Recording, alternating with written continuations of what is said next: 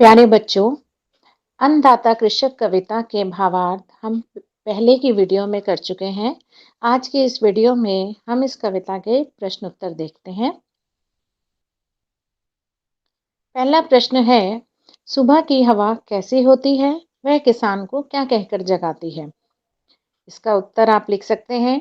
सुबह की हवा शीतल और मंद होती है तथा वह किसान को उसके कर्म क्षेत्र की ओर बढ़ने के लिए यह कहकर जगाती है कि सुबह हो गई है, उठ जाना चाहिए। शीतल यानी कि ना ठंडी ना गर्म, जो अच्छी लगे, सुहाए। अगला प्रश्न है, किसान अपने कर्म क्षेत्र में यानी कि वह क्षेत्र जहां वह काम करता है, किसके साथ और कब पहुंचता है? इसका उत्तर, किसान अपने कर्म क्षेत्र में अपने सखा यानी मित्र अर्थात वृषभ को साथ लेकर प्रातः लालिमा से पहले पहुंच जाता है। वृषभ का अर्थ होता है बच्चों बैल। कविता में किसान को किसके समान कहा गया है? कविता में किसान को सुर, संत, सन्यासी और गुरु के समान कहा गया है। सुर यानी देवता, यानी कि किसान इतना महान है कि उसे देवता, संत, सन्यासी और गुरु के समान कहा गया है। किसान को अन्नदाता क्यों कहा जाता है?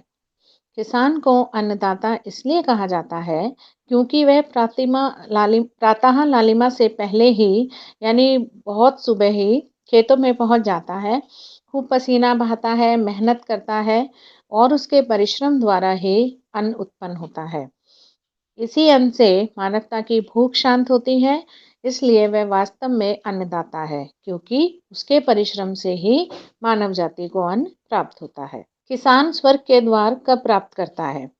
स्वर्ग के द्वार पाने का अर्थ होता है बच्चों बहुत ज्यादा सुख मिलना, खुशी का अनुभव करना। तो किसान के लिए सबसे ज्यादा खुशी की बात क्या है? खेतों में उगी फसल देखना, अन्न की बाली देखना। तो स्वर्ग के द्वार से अभिप्राय सुख की प्राप्ति है और किसान मन में आशा लिए जी तोड़ मेहनत करके खेतों में लगा रहता है और जब उसकी इस मेहनत और पसीने से खेतों में अन्न की बाली दिखाई देती है तो उसे जिस प्रसन्नता का अनुभव होता है यानी जो खुशी मिलती है, वह उसके लिए स्वर्ग के द्वार प्राप्त करने जैसा माना गया है। किसान अपने भगवान को कहाँ पाता है?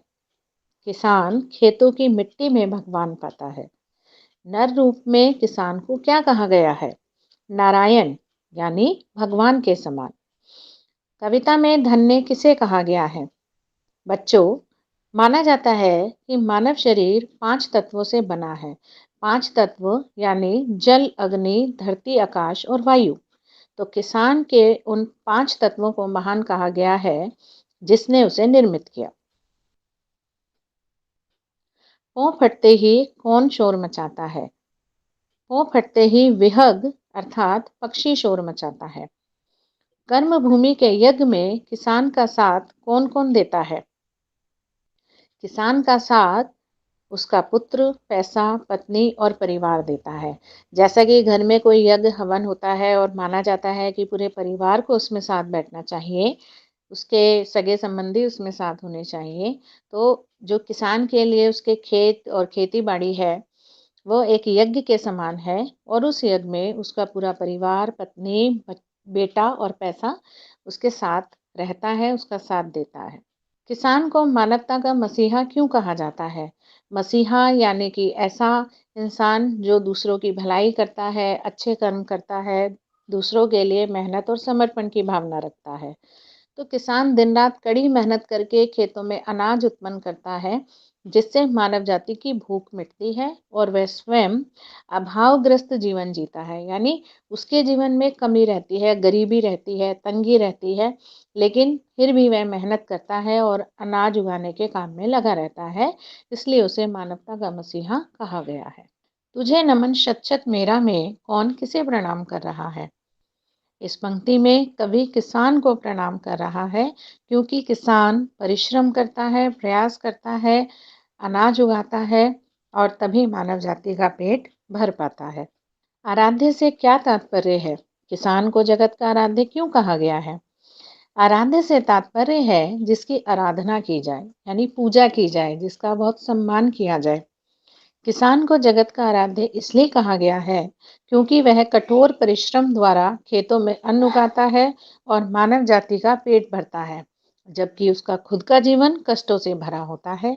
इसलिए कवि के अनुसार किसान न केवल सुर संत सन्यासी और गुरु के समान है, बल्कि आराधना के योग्य है।